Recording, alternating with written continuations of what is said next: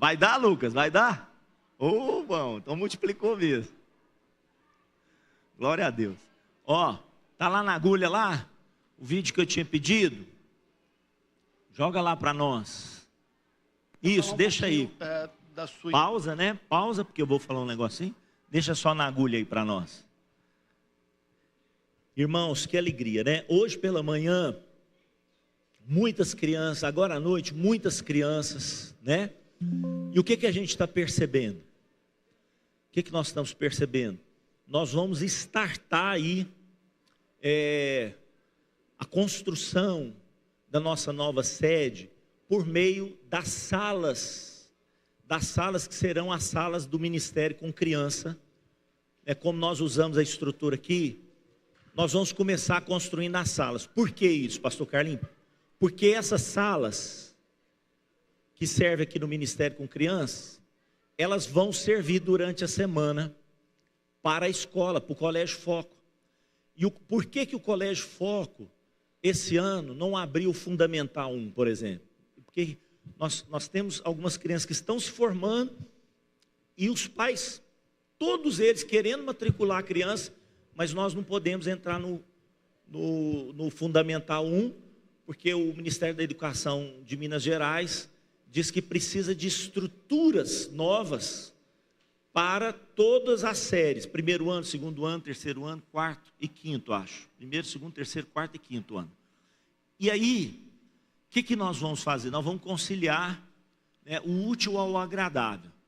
Nós já vamos começar a construir essa estrutura do Ministério com Criança e durante a semana vai servir a escola, o Colégio Foco. Irmãos, esse é um desafio muito grande. Desafio muito grande. Eu estou compartilhando isso porque é importante nós orarmos, né? E nós orarmos para amanhã ou depois, está lá tudo preparadinho, as salas, o novo salão de reuniões, e nós termos a capacidade, vamos orar para Deus nos dar isso, termos a capacidade de termos construído lá, sem abrirmos mão daqui, porque quem sabe aqui serve para nós, como a igreja das crianças, por exemplo. Então nós vamos para lá, vamos nos reunir, e aqui vai servir como a igreja das crianças, vamos pensar. Então quem sabe a gente consegue ainda manter esse lugar, se não conseguir, a gente vende. Você sabe que o prédio aqui é nosso, é nossa propriedade aqui, né? E por isso nós temos assim, nós estamos tranquilos, mas nós percebemos essa necessidade, tanto no Ministério com Criança, tem pipocado criança, glória a Deus por isso, né? E também pelo Colégio Foco, que precisa dessas estruturas também para o ensino. Então vamos orar, vamos interceder, porque o desafio é muito grande. Nós temos um fundo em caixa para o início dessa construção, mas é só um start. Eu falei para alguém que faz construção, ele falou assim, pastor Carlinhos, dá um cheiro, né? Dá um cheiro. Eu falei assim, oh meu Deus do céu. Pensei que ele ia falar que dava para construir mais da metade. Ele falou assim, dá um cheiro, dá um cheiro. Eu falei, mas vamos começar, vamos colocar os pés nas águas, amém, irmãos? Vamos colocar os pés nas águas, vamos dobrar o nosso joelho e vamos crer que coisas extraordinárias vão acontecer. Algumas semanas atrás, não tem um mês, o Brasil perdeu um dos ícones do esporte brasileiro, que foi o Oscar Schmidt. Aí, eu descobri aqui essa reportagem dele, eu queria que você prestasse atenção no que ele vai falar. Joga lá para nós. Um pouquinho da sua história junto à NBA. Sim. Você recentemente foi homenageado pelo Brooklyn Nets como um jogador da história. Isso. E que, infelizmente, nós não tivemos o privilégio de vê-lo jogar na NBA. Para a garotada aí que não acompanha, na época não podia. Você jogava NBA ou você jogava pela seleção. Exato. Você escolheu jogar pela seleção brasileira. Passados tantos anos, você considera que foi a escolha adequada? Não tenha dúvida. Faria tudo de novo. A mesma coisa. Primeiro que eu cheguei lá botando uma banca que eu não costumo fazer isso. Me draftaram no sexto round. Escolha 138, cara. Falei, sei jogar basquete, porra. Eu vou lá fazer eles pagarem com isso. Eu fui só para isso. Cheguei lá, falei pro técnico, aqui é 1 ponto por minuto, viu? Você me dá 20 minutos, eu te dou 20 pontos. Se você me der mais de 30, você pode ver 60. Ele ficou olhando para mim assim, desconfiado. E foi isso que aconteceu. Nós jogamos 5 jogos, me deram 25 minutos de média e eu fiz 25 pontos de média. Aí eu passei por ele e falei, agora você acredita, né? O que ele respondeu? Nada. Simplesmente ele me ofereceu um no-cut contract, que na época era um negócio absurdo, que não existia esse negócio de você não ser cortado. Aquilo lá era uma exceção para mim. E aí eu recusei, e os caras falaram, não acredito que você está recusando. Eu falei, meu amigo, a NBA não chega aos pés da minha seleção brasileira. E isso foi o que aconteceu comigo, com orgulho danado eu fiz isso aí. E aí voltei, né, para o Brasil, aí depois teve o Pan-Americano, 3 anos depois. Isso foi em 84 e 3 anos depois a gente ganhou o Pan-Americano. Quando a regra mudou no início dos anos 90, já não fazia mais sentido tentar novamente esse caminho? Não, porque eu estava já meio velhinho, né? Não vou dizer ancião, mas eu estava já num momento em que ser Hulk, né? Você ganhar a posição de Hulk, já não fazia sentido para mim. E eu tinha recusado já lá, os caras não iam, imagina, me chamar de novo. Mas se me chamasse, eu ia falar não de novo. De novo? Se tiver a chance, não contrataram, agora de novo eu não vou falar, não vou para aí. Extraordinário. Mas, eu ia arrebentar na NBA. Eles não sabem o que eles perderam. Arrebentar. E numa geração extraordinária, né? Porque era uma geração cara. de Magic Johnson, de Larry Bird, Karl Malone, o Larry Bird, Michael Jordan, que começava exato. Ali naquela época. Você vê o Larry Bird, cara, ele não sabe correr, não sabe pular e joga melhor que todo mundo. E ninguém marcava ele, como você gosta de dizer. Imarcável, Larry Bird. Você continuou com o conceito que foi o maior jogador que você viu? Ah, não tenho dúvida nenhuma. Porque o cara não sabia correr, não sabia pular e jogava melhor que todo mundo. Ele botava umas fitas e pulava 3 americanos. Tranquilo que eu penso assim.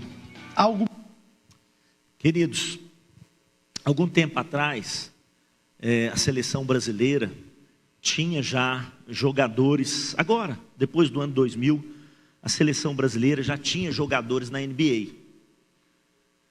Não vou citar o nome aqui, né? Mas já tinha jogadores na NBA, alguns já atuavam na NBA. Por que mudou essa regra? Por que o Oscar não quis ir? É isso a ênfase que nós queremos dar aqui. Por que o Oscar não quis ir?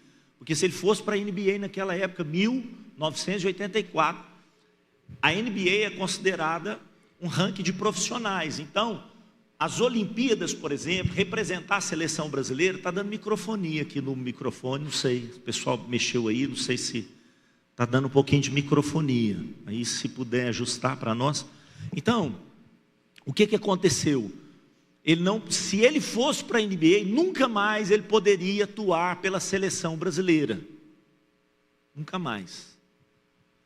E aí nós estamos falando aqui de um jogador, irmão, que foi o maior pontuador do basquete de todos os tempos. Só agora, 2 anos atrás, que ele foi passado pelo LeBron James, porque o LeBron James ele não quer aposentar, ele está jogando até hoje, ele não para de jogar, ele está continuando a fazer cesta, mas o Oscar era praticamente imbatível. Ele tinha quase 50 mil cestas na carreira dele, brasileiro, nosso brasileiro aqui, o Oscar Schmidt. Nós estamos falando de um homem, aqui da reportagem mostrava ali, na tarjeta de baixo, nós estamos falando de um homem, está ruim ainda, né, Lu? Vou falando aqui, você vai arrumando. Nós estamos falando de um homem que tem a maior pontuação no basquete de todas as Olimpíadas.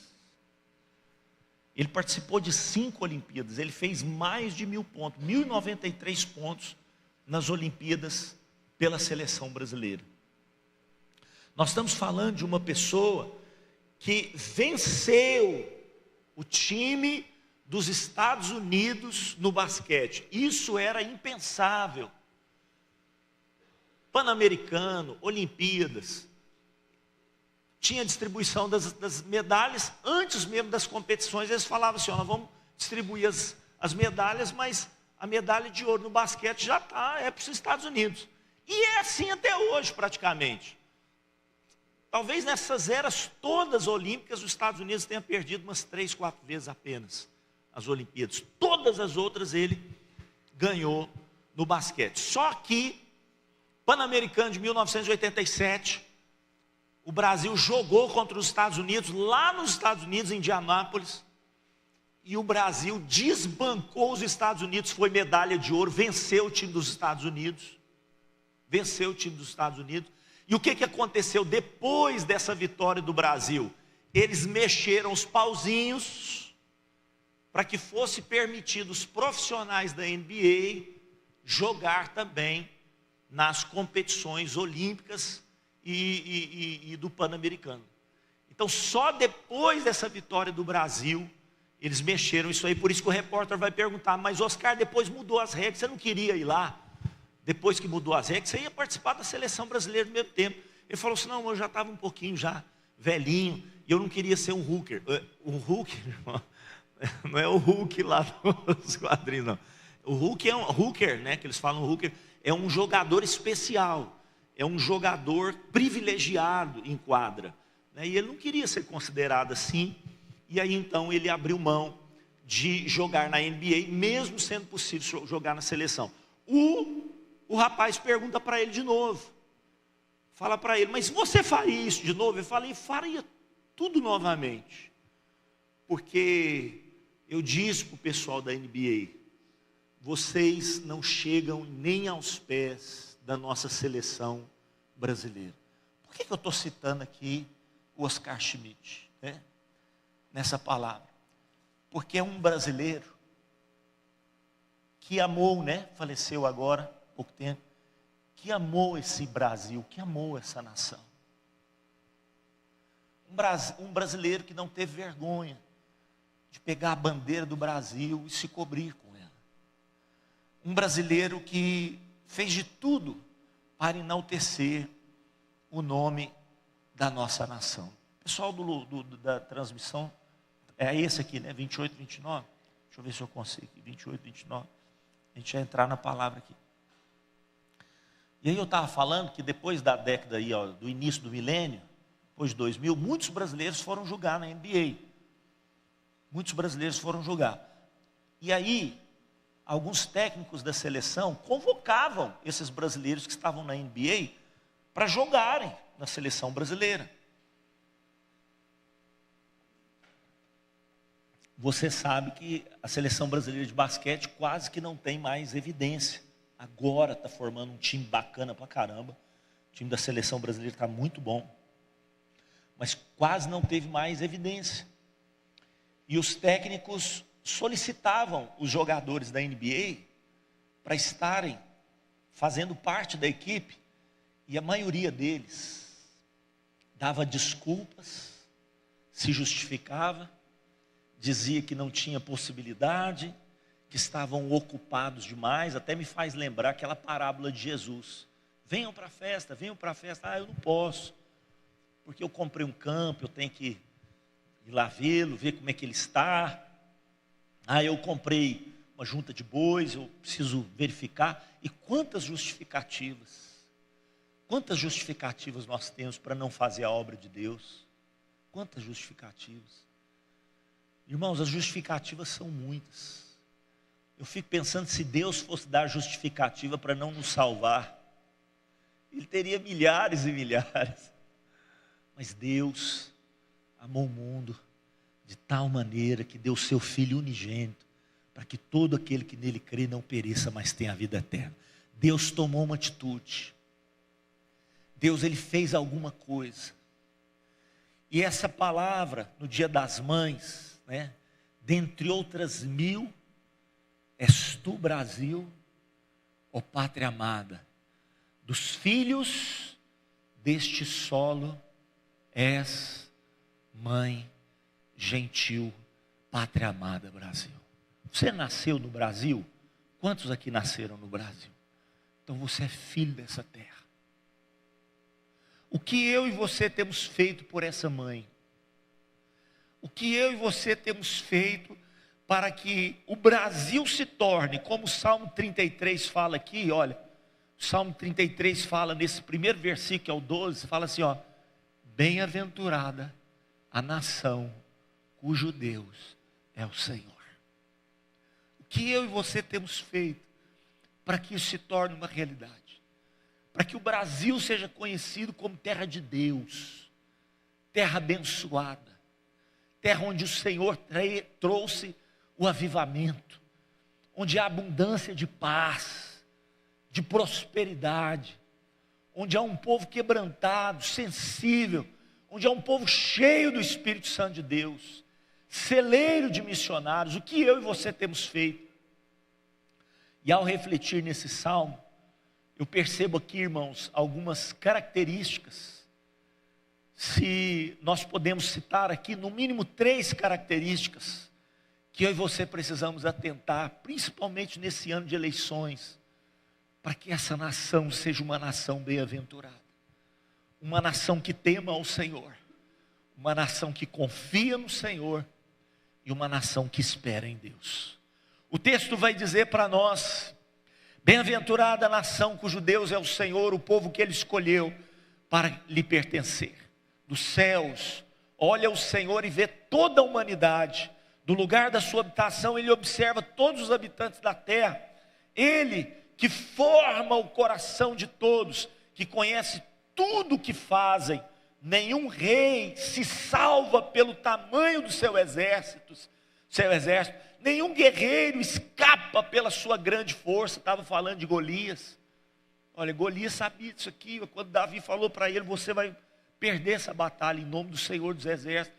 Não tem força maior do que a força do nosso Deus. Diga comigo: eu e o Senhor somos a maioria. Diga: se Deus é por nós, quem será contra nós? Dá um aplauso bem forte aí, meu irmão, em nome de Jesus. Se Deus é por nós, quem será contra nós? Sabe, eu creio num povo que vai entronizar o Senhor nessa nação. Você crê nisso?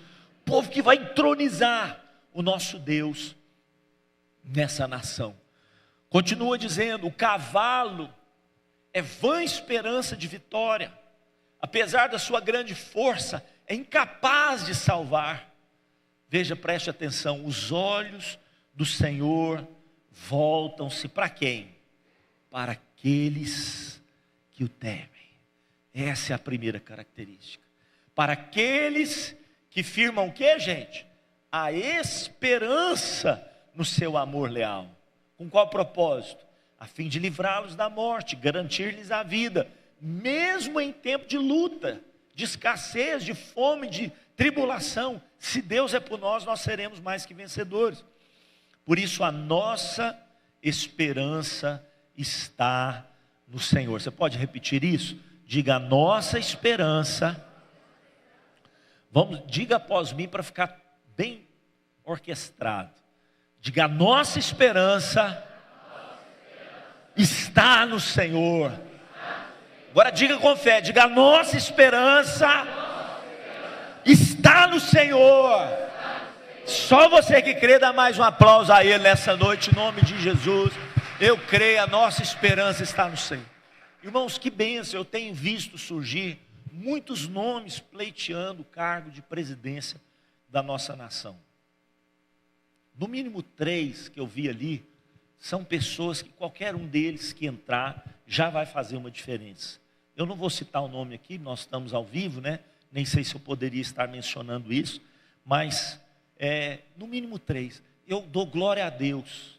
Eu já participei, irmãos, de pleitos eleitorais desde o início da reforma constitucional do Brasil, depois que foram abertas aí as possibilidades, né, do exercício cívico para estabelecer o representante maior da nossa nação.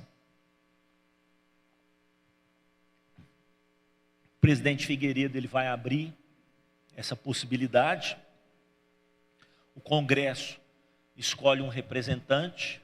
Na época foi o Tancredo Neves. Quando era para ele tomar posse, enfermo, ele foi hospitalizado, não saiu do hospital. Entra no lugar dele José Sarney.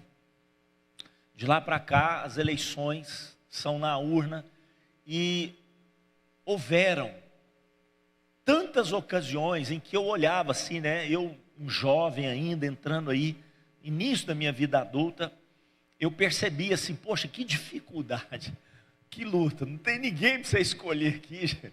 Não tinha ninguém para você escolher, que você pensasse assim: poxa, essa pessoa vai fazer uma diferença. Mas Deus está mudando isso. E a nossa nação, eu quero gerar esperança no seu coração. A nossa nação é uma nação muito nova. Se você vai estudar a história da humanidade, o Brasil, em termos de política, organização, ordem, civismo, o Brasil é aí uma nação de 500 anos.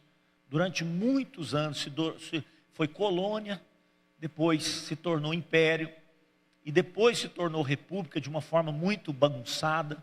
Não vamos entrar em detalhes com relação a isso, mas nós somos república e temos a possibilidade aí de votação, poucos anos, irmãos. Nós somos uma nação nova, nós somos uma nação infantil ainda, nós temos muito que crescer.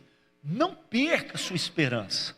O Brasil vai se tornar uma nação madura, o Brasil vai se tornar uma nação que os nossos filhos vão ter orgulho de dizer: eu sou brasileiro. Você crê nisso comigo? Em nome do Senhor. Irmão, se eu estou falando com você, que é um povo de fé, nós precisamos fazer alguma coisa, nós precisamos crer nisso, precisamos crer. Sabe, o mundo é pessimista, é natural do mundo ser pessimista, mas o crente, ele é crédulo, tem que ser crédulo, ele se chama crente.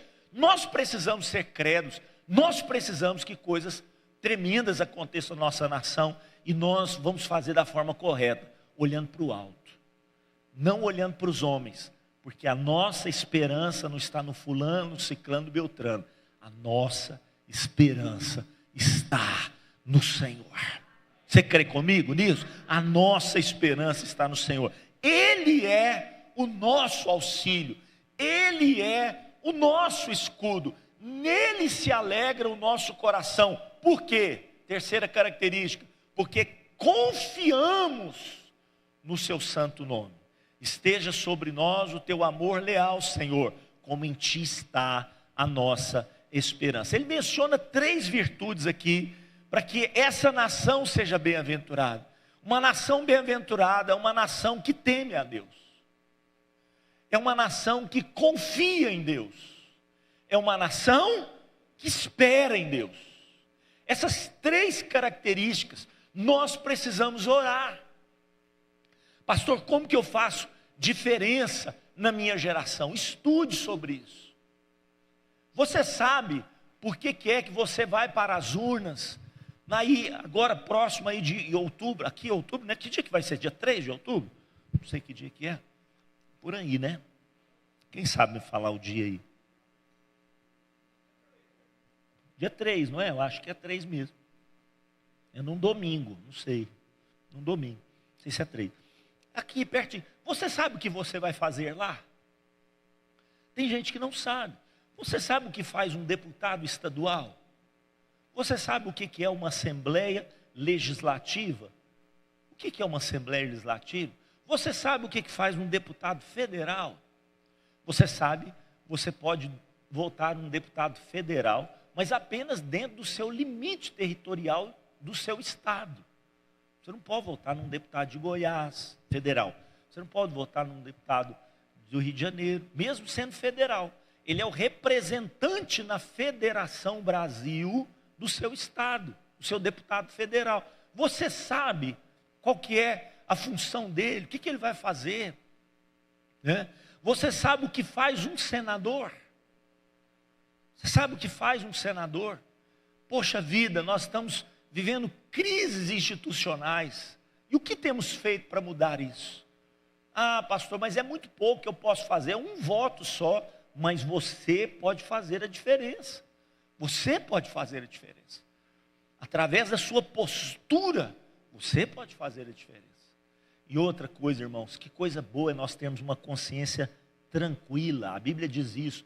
Busque ter uma consciência tranquila, uma boa consciência diante de Deus. Então nós precisamos entender que esses homens ou mulheres que estão pleiteando esse cargo, nós precisamos descobrir isso neles. O homem e a mulher que estiver sobre nós, que tenha como característica o temor do Senhor, o confiar em Deus e o esperar no Senhor, fará proezas. Fará proezas. Então nós precisamos fazer a nossa parte. Tem coisas que não está nas nossas mãos fazer. Mas aquilo que é minha e sua responsabilidade, nós precisamos fazer. Nós precisamos instruir os nossos filhos. Poxa, será que são os professores que têm que explicar para os nossos filhos como que a nossa nação é regida? Como que funciona a nossa nação? Para eles, dentro desse ensinamento, já inserir nos nossos filhos ideologias que estão fora daquilo que são os princípios da palavra de Deus. E isso tudo fala da nossa omissão. Nós não podemos nos omitir. Eu quero falar rapidamente aqui para nós tomarmos a ceia. O temor do Senhor. A principal característica que eu e você precisamos ter para com Deus é o temor ao Senhor. É temer a Deus. Os olhos do Senhor voltam-se para quem? Para aqueles que o temem. Você quer que Deus olhe por você? Você quer que Deus te veja? Você quer que Deus atente a sua oração? Você quer que Deus seja o seu socorro? Será que Ele tem visto na minha vida, na sua vida, o temor do Senhor? Será que o temor do Senhor faz parte da nossa conduta? O temor do Senhor é resultado do quê, pastor Carlinhos? É resultado do conhecimento de Deus. Quanto mais eu conheço o Senhor, mais temor eu terei de Deus. Então, quanto mais eu conheço o Senhor, menos eu vou temer as circunstâncias. Quanto mais eu conheço o Senhor, mais fé encherá o meu coração. Quanto mais eu conheço o Senhor, mais o meu temor será dirigido a Ele. A intimidade do Senhor é para quem? Para aqueles que o temem. A intimidade do Senhor é para aqueles que o temem. O temor do Senhor é resultado do amor que eu tenho por Ele. Porque eu amo o Senhor. Porque eu me devoto ao Senhor. Olha que versículo maravilhoso, Deuteronômio capítulo 10, verso 12. Não tem como a gente projetar ali por cada palavra. Quem tem a Bíblia aí rapidinho? Deuteronômio. Eu não estou aqui com o celular. Acho que eu guardei. Deuteronômio 10, 12. É um resumo das leis. Deus fala assim: deixa eu te contar o que eu quero que você tenha no seu coração. Deixa eu te pedir aqui, ó, um favor. Deus falando com a nação dele. Deixa eu te pedir um favor. Deuteronômio 10, 12. Quem achou? E lê aqui para nós, ó. Cadê aqui? Vem cá. Só tem um microfone agora. O outro quebrou, estragou a captação aqui. Vamos lá, quem achou? Cadê as Bíblias, irmão? Cadê as Bíblias? Vem cá, vem cá. Lê aqui, vem cá. Vem aqui. Ó, Deuteronômio 10, 12. O que está escrito? O povo de Israel, escute o que o Senhor Deus exige de você. Ele quer que vocês o temam e sigam todas as suas ordens. Quer que o ame e que o sirvam com todo o coração e com toda a alma. Deus vira para o povo e fala assim: sabe o que eu quero de vocês? Que vocês me amem. E isso vai gerar o que no coração de vocês? O temor do Senhor. Quero que vocês me amem, que se aproximem de mim. Eu quero que vocês cumpram os meus mandamentos, não por obrigação. Eu quero que vocês cumpram os meus mandamentos, por quê, gente? Por amor. Por amor. Então o amor, ele gera na minha vida, na sua vida, o temor do Senhor. Olha só, o respeito que nós temos ao Senhor vem desse temor. Vem desse temor. Presta atenção nisso aqui. O Senhor, Ele nos deu liberdade, amém, gente? Para liberdade foi que Cristo vos libertou. Vou repetir. Para liberdade foi que Cristo vos libertou. Nós somos livres. Quantos são livres aí? Quem é livre faz assim com as mãos aqui, ó, livres. Nós somos livres, né? Onde o Espírito de Deus está, aí há o quê? Liberdade. Mas nós não podemos confundir liberdade com libertinagem. Nós não podemos confundir liberdade com abuso de liberdade. E tem pessoas que entram na igreja de qualquer jeito. Tem pessoas que a palavra está sendo falada, está conversando. Tem pessoas que a palavra está sendo ministrada, fica atendendo, fazendo ligação no celular. Isso é um desrespeito a Deus. Não é a minha pessoa, irmãos. Eu sou só um porta-voz do Senhor. Isso é um desrespeito ao Senhor que está nesse lugar. Então, como que nós temos tratado o nosso Deus? É com respeito. O Senhor tem de nós o respeito? Ou nós temos assim, convivido com Deus? Irmãos, eu já falei isso, né? Não tem problema. Hoje tem algumas canções intimistas, né? Muito intimistas, que falam, né? Chamam Deus de você e tal. Não tem problema com isso, porque fala dessa intimidade. Mas nós precisamos ter cuidado. Fica chamando Deus de você, de você, de você, e vai tratando Deus como se fosse um igual. E Ele não é igual não, viu, irmão? Ele está acima de tudo e de todos. Ele é o Senhor. Nós precisamos respeitar a presença dEle. Isso é o temor de Deus na nossa vida. Olha, a igreja começou a ter tanto avivamento, tanta coisa boa, e a Bíblia diz que as pessoas prosperavam de tal forma que algumas tinham assim, olha, terrenos. Tinham terrenos na cidade e estava próspera. O que eles faziam? Sabia de pessoas da igreja que estavam necessitadas. Eles vendiam aqueles terrenos lá, traziam um valor total e colocavam aos pés dos apóstolos, sem os apóstolos forçar barra nenhuma. Isso era voluntário da igreja. Alguém disse até certa vez, aí o comunismo dentro da igreja. Não, senhor, porque o comunismo é por força e violência. Isso não tem nada a ver com comunismo. Isso é koinonia, isso é comunhão, isso é comunidade. É diferente, totalmente diferente. Então eles faziam espontaneamente. Se quisessem fazer, faziam. Se não quisessem fazer, está tudo tranquilo. Está tudo bem. E aí muitos traziam. E a igreja tinha prosperidade. Todos prosperavam. E aquele que estava passando uma dificuldade, entrou no desemprego, está passando uma dificuldade, a igreja tinha como socorrer essas pessoas. Porque a igreja se tornou uma igreja próspera. Só que nesse momento aí, irmãos, está lá aquela alegria, todo mundo festejando. Aí entra um casal chamado Ananias e Safira. Aí eles chegam para Pedro e falam assim, nós vendemos o nosso terreno também, está aqui, olha, o valor do terreno, e gritaram, aqui, ó, abençoando a igreja com a venda do nosso terreno. Para que, irmãos, isso? Aí Pedro olhou para ele e falou assim, Ananias, você não temeu mentir para Deus? Você não mentiu para mim, Ananias, você está mentindo para Deus. Por que você fez isso?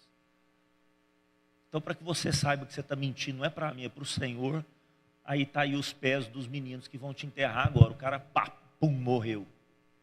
Você já pensou se Deus começar a botar esse nível? Irmãos, talvez não sobe ninguém de nós. Respeito.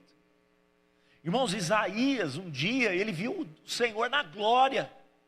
Até o capítulo 5 de Isaías, ele está falando assim, ai do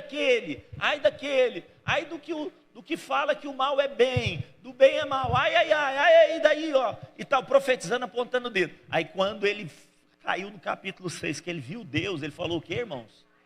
Ai de mim, eu estou o quê? Ele acrescenta uma frase, ele fala assim, eu estou perdido. Ai de mim que eu estou perdido. Então, sabe por que muitas vezes Deus não muda a nossa história, a nossa situação? Não tem temor, irmãos. Não tem temor. A gente senta na mesa, não para um pouquinho para fazer uma oração, uma gratidão. Vai sentando, vai comendo de qualquer jeito, sabe? E não para, e não agradece a Deus, não tem um tempo de separado ao Senhor. Não tem humildade, não se prostra diante de Deus. Então é resultado, sabe, é resultado da obediência. Quem obedece está demonstrando que tem temor ao Senhor. A maior demonstração do temor a Deus é a obediência. Obediência, quer ver, ó? Porque Jesus fala assim, ó, o que adianta vocês ficarem me chamando Senhor de Senhor e não fazer o que eu falo para vocês fazerem? Não adianta nada. É tudo da boca para fora. Melhor vocês não falarem nada e me obedecer, isso é melhor. Então, obediência é melhor do que palavras. Melhor do que palavras, é a prática da obediência. Fala do temor do Senhor. Quer ver outra coisa aqui, ó? A honra ao Senhor. Honra ao Senhor. Provérbios vai dizer, honra o Senhor com os teus bens, honra Ele para você ver. Isso é resultado do temor de Deus na nossa vida. E o que é que isso gera também? O que é que isso produz na nossa vida? Isso vai nos dando, olha só, não é de graça, irmãos, Deus é Deus abençoador, Ele é galardoador. Quem tem o temor do Senhor vai tendo sabedoria. Sabedoria de Deus vai enchendo. Porque o princípio da sabedoria é o que, gente? O temor do Senhor. Você quer ser sábio, uma pessoa sábia, uma pessoa inteligente, as pessoas explicam as coisas para você, você capta. Temor do Senhor. Faz de você uma pessoa inteligente. Não tinha pessoa mais inteligente do que Daniel, Ananias, Misael e Azarias. Não tinha gente mais inteligente do que eles. Os 4 mais inteligentes do império eram eles. Por quê? Temor ao Senhor. Temor ao Senhor. Então o temor do Senhor traz sabedoria. O que mais? Traz santidade, porque a pessoa vai se desviar do mal. Quem teme ao Senhor desvia do mal. Irmão, se houvesse temor ao Senhor no coração de Ananias e Safira, eles teriam feito aquilo? Não teria feito aquilo. Temor do Senhor. Olha só, temer a Deus produz alinhamento. Quanto mais eu temo a Deus, mais Ele vai me corrigindo. Fala, vem para cá, filho, vem para cá, vem para cá. Porque eu estou no temor. Eu não sei tudo, eu não sou perfeito, mas ao demonstrar temor a Deus, Ele vai me corrigindo. Outra coisa aqui, porque o nosso tempo já está. Segurança, o temor do Senhor me faz seguro. Então, quando eu temo a Deus, Ele coloca um caminho seguro para que eu possa andar. E diferente do medo, irmãos, temor não é medo. Diferente do medo, o temor não aprisiona. Ele não aprisiona, ele liberta. Então você quer ser livre de verdade? Temor ao Senhor. E aí eu coloquei aqui, olha, quem teme a Deus, o que acontece? Vence o medo.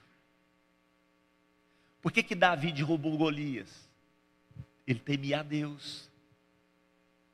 Ele temia a Deus. Ele olhou para aquele gigante e falou assim, esse gigante está louco da cabeça. Ele não conhece o meu Deus. Esse gigante está afrontando o meu Deus. Não, não pode. Ele não teve medo de Golias, irmãos. Porque o temor dele estava em quem? Estava em Deus. O nosso temor está no Senhor. Por que às vezes nós recuamos? Por que nos desafios da vida nós não avançamos? Porque nós estamos temendo as circunstâncias, nós estamos temendo os homens, nós estamos temendo os governantes, nós estamos temendo as organizações criminosas. Não precisa. Se houverem homens e mulheres tementes a Deus, essa nação será liberta. Porque o temor do Senhor liberta. Você recebe isso? Em nome de Jesus. Vou ser rapidinho aqui para a gente tomar a ceia. Segunda coisa, confie em Deus. É uma pessoa que não só teme a Deus, mas confia no Senhor. Pois confiamos no teu santo nome. A confiança, irmãos, o que é a confiança? Eu coloquei aqui, ó. Confiar é crer. É não duvidar. É ter certeza. É ter certeza. Como é que foi as frasezinhas aqui das crianças? Tem uma frase, a criança fez até assim, ó, no caminho, falou assim, se eu seguro nas tuas mãos, pronto, isso aí. Essa frase está aqui, ó, é isso aí, explicando confiança. O que é confiança? Eu seguro nas mãos de Deus, não preciso nem saber a direção. Quantos estão entendendo o que eu estou falando? Eu seguro nas mãos de Deus, estou tranquilo, irmãos. O nosso problema não é saber ou não a direção, é soltar das mãos de Deus. Nó. Esse é o problema do homem. Quando é fé, Zezinho, o homem está lá na frente, Deus está lá atrás. O Senhor tinha que ser o guia, Horácio. Mas ele está lá na frente. Aqui as meninas arteiras, já viu que as meninas arteiras? O pai fala, espera aí, meninas. Vocês já viram isso, essa cena? O pai fala assim, menino, espera aí, ó o carro. Espera aí, ó. O pai fica desse jeito com o menino. Irmãos, nós somos desse jeito com Deus. Deus fica falando com a gente assim, ô menino, espera aí, ô, que absurdo. Espera aí. Irmãos, que coisa maravilhosa, que coisa tremenda. Se eu seguro nas tuas mãos, eu nem preciso saber o caminho. Você pode dar uma pausa, esse Deus maravilhoso, coisa tremenda, coisa tremenda. Aleluia. Confiar é descansar. Confiar é o que, pastor Carlinhos? É descansar. O pastor Zezinho, amanhã, segunda-feira, ele não abre o restaurante, né, Zezinho? que você faz na segunda-feira? Descansar.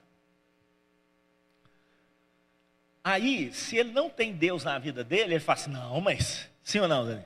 Tem que correr atrás. Não pode fechar. Não, mas...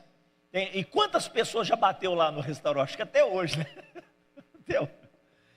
Se a confiança dele não estivesse em Deus, aí teria aberto novamente. Irmãos, confiar em Deus é o quê? Descansar. Feche teus olhos, deixa eu orar por você. Vamos terminar aqui, porque nosso tempo já foi embora. Depois a gente continua, deixa eu orar por você. Pode ficar sentado, deixa eu orar por você. O pessoal do louvor pode subir. Senhor, nós temos negligenciado a confiança em Ti. Quantas vezes confiamos no nosso braço? Quantas vezes confiamos na nossa força? Quantas vezes confiamos na nossa inteligência? Quantas vezes, Senhor, nós queremos fazer do nosso jeito? Nós não temos a humildade de entrar no quarto, de fechar a porta, de conversar com o Senhor, de pedir a Tua direção. Quantas vezes o nosso coração está aflito? Eu sinto o Espírito Santo ministrando sobre algumas pessoas que estão aflitas aqui nessa noite. Quantas vezes o nosso coração está aflito? Atrás, Faraó, na frente, o Mar Vermelho. Aí vem o desespero. Mas o que confia no Senhor é como um monte Sião que não se abala. Ele está firme para sempre. Firme para sempre.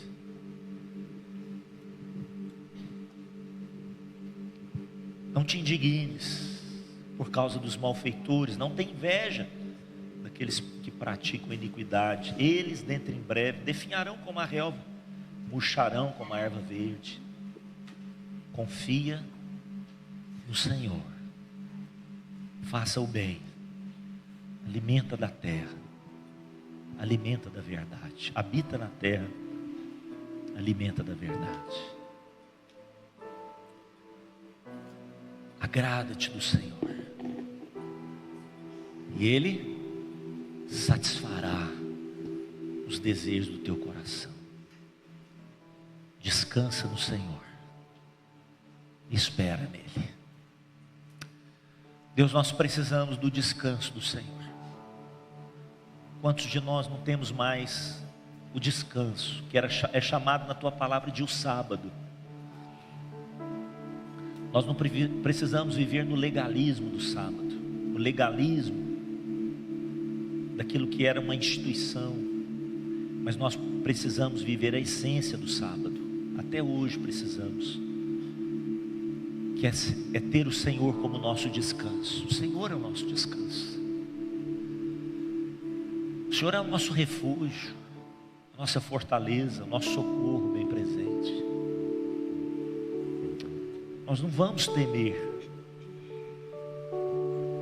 Ainda que a terra se transtorne, os montes se abalem nos seios dos mares, as águas tumultuem, os montes estremeçam.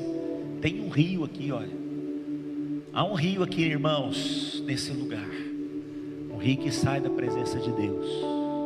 Rio de cura, rio de paz, rio de transformação. E eu profetizo que esse rio vai passar do Iapoque ao Chuí. Ele vai tocar as fronteiras da nossa nação, curando, sarando. Eu confio, porque se tem homens que nem são de confissão evangélica, nem são de confissão, nem são chamados de crentes, ainda que tenham alguns princípios cristãos, mas se existem homens e mulheres que são apaixonados por essa nação, que creem nessa nação, que vestem a camisa dessa nação, e que nem conhecem muitas vezes os princípios da tua palavra, isso é uma vergonha para mim, isso é uma vergonha para nós aqui como igreja. Nós profetizamos um povo que teme o Senhor, um povo que confia no Senhor, um povo que espera no Senhor. Se você quer experimentar isso, fique de pé nessa noite. Vamos cantar uma canção. Espírito, Espírito, Espírito, Espírito Santo de Deus.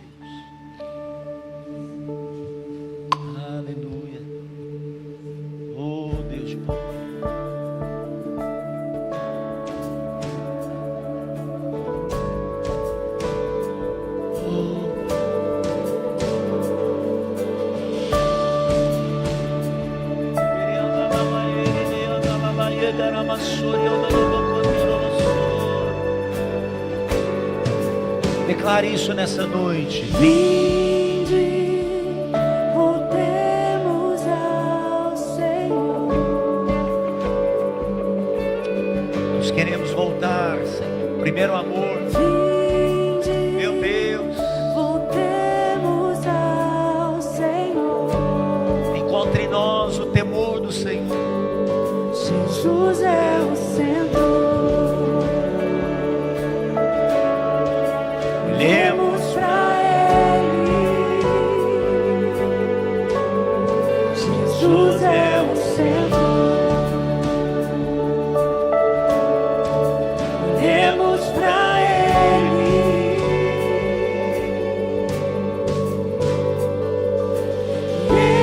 Ele nos sarará.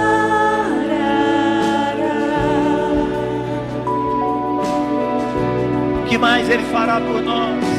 Ele nos fortalecerá.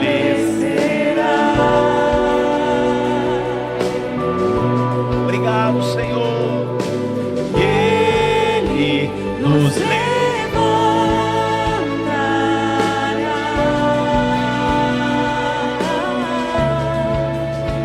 e Viveremos diante dele. porque Ele virá, irmãos. Jesus está voltando. É certo que ele virá, descerá sobre nós como chuva. Ele está voltando. É certo que ele virá, descerá sobre nós como chuva. Conheçamos e prossigamos em conhecer ao Senhor. Conheçamos e prossigamos em conhecer ao Senhor. Na noite em que Ele foi traído, Ele tomou o pão, ergueu, deu graças. Partiu esse pão, entregou aos discípulos e disse: esse é o meu corpo agora. O meu corpo que está sendo partido por amor de vós. Fazei isso todas as vezes que vocês estiverem reunidos em memória de mim. Naquela mesma noite Ele toma o cálice também. Ele ergue, dá graças, diz: tomai e bebei todos vós. Este é meu sangue, o sangue da nova aliança que eu faço com vocês, para perdão, para remissão dos vossos pecados. Fazei isso todas as vezes que vocês estiverem reunidos em memória de mim. Sabe, irmãos, você vai sair do seu lugar, você vai pegar os elementos da ceia. Eu queria que você orasse pela sua vida, pela sua casa, sua família, mas orasse também pela nossa nação, para Deus transformar a história da nossa nação, levantar homens e mulheres tementes a Ele, que confiam nele e que esperam somente no Senhor, em nome de Jesus. Pode sair do seu lugar, vem à frente. Vamos continuar adorando a nosso Deus.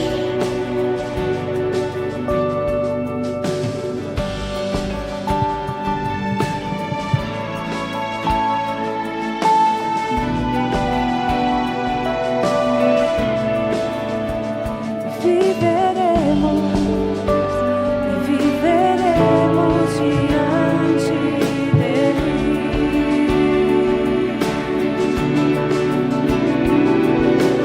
É certo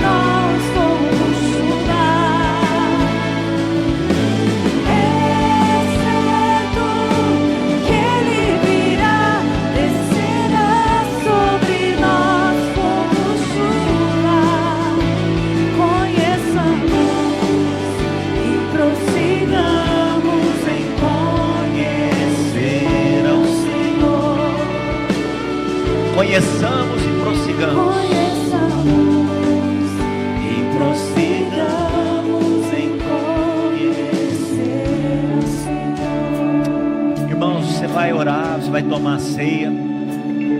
Depois que você fizer essa oração, nós estamos liberados. Mas que Deus tenha falado ao seu coração. Encontre um lugar de temor, de confiança e de esperança na sua vida, para a honra e glória dele. Em nome de Jesus, que o Senhor te abençoe e te guarde, em nome de Jesus.